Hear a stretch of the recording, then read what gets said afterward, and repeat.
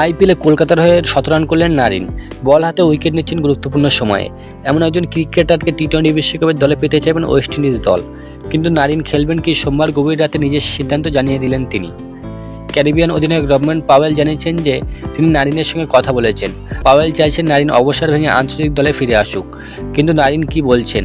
Kolkata night রাইডার্সের মাধ্যমে তিনি বলেন, অনেকে আমাকে বলছে অবসর ভেঙে টি-20 বিশ্বকাপে খেলার জন্য। আমাকে যে অনেকে চাইছেন এবং সকলের সামনে সেটা বলছেন, তাতে আমি অপ্লুপ্ত।